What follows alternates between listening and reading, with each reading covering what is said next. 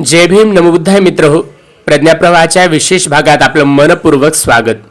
मित्रहो, इतिहास म्हणजे फक्त तारखा आणि युद्धांची गाथा नसते, तर इतिहास असतो विचारांचा, मूल्यांचा आणि संघर्षाचा. आज आपण ऐकणार आहोत एक असा ऐतिहासिक प्रसंग जो केवळ दोन महान व्यक्तींची भेट नव्हती, तर तो होता स्वाभिमान, नैतिकता आणि स्त्री सन्मानाचा जिवंत इतिहास. हा प्रसंग आहे महाराष्ट्राच्या लोककलेतील गाजलेले नाव लोकशाहीर पट्टे बापूराव आणि विश्वरत्न डॉक्टर बाबासाहेब आंबेडकर यांच्या भेटीचा. मित्रहो, त्या काळात लोकशाहीर पट्टे बापूराव त्यांची ख्यातनाम कलावंत साथीदार पवळाबाई यांच्यासह आपल्या शाहिरीने आणि लावण्यांनी अख्खा महाराष्ट्र गाजत होते.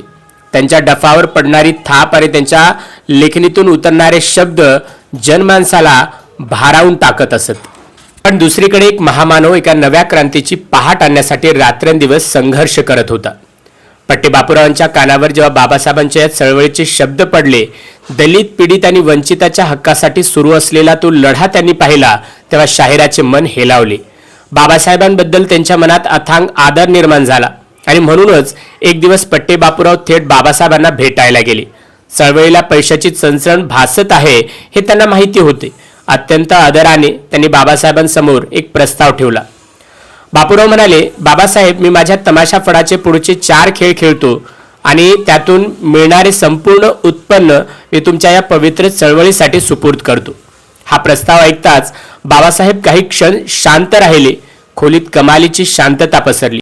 चळवळीला पैशांची गरज तर होतीच, पण समोर उभा होता तो मूल्यांचा हिमालय. बाबासाहेबांनी नजर वर केली आणि अतिशय ठाम, गंभीर पण तितक्याच स्वाभिमानी आवाजात उत्तर दिले, माझ्या आया बहिणींना नाचून मी माझी चळवळ चालवावी इतका हेनपणा अजून माझ्यात आलेला नाही. हे शब्द केवळ एका प्रस्तावाला दिलेला नकार नव्हता, तो होता शोषणाविरुद्ध गरजलेला स्वाभिमानाचा हुंकार. तो होता अंधारात ढकलल्या गेलेल्या प्रत्येक स्त्रीच्या सन्मानाचा पहारा आणि तो होता तत्वांशी कधीही तडजोड न करणाऱ्या एका महान नेत्याचा परिचय.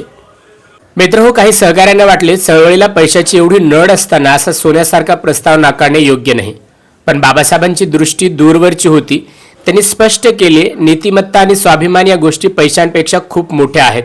चुकीच्या मार्गाने येणाऱ्या पैशाने जर मी चळवळ उभी केली तर माझ्या समाजाचा आत्मसन्मान तिथेच संपून जाईल. मित्रांनो, हा प्रसंग आज आपल्याला खूप काही शिकून जातो. संघर्ष कितीही मोठा असला, परिस्थिती कितीही कठीण असली तरी आपली मूल्य त्याहून मोठी असली पाहिजेत. समाज बदलण्यासाठी पैसा लागतोच, पण त्या पैशाच्या मागे जर कुणाचे शोषण, कुणाचा अपमान किंवा लाचारी असेल तर तो पैसा धुडकावून लावण्याचे अफाट सामर्थ्य आपल्यात असले पाहिजे आणि ते सामर्थ्य फक्त विश्वरत्न डॉक्टर बाबासाहेबांकडेच होते. म्हणूनच इतिहास त्यांना फक्त एक नेता मानत नाही, तर ते कोट्यावधी अंधाऱ्या आयुष्यांना दिशा देणारा एक चिरंतन प्रकाशाचा स्रोत आहे.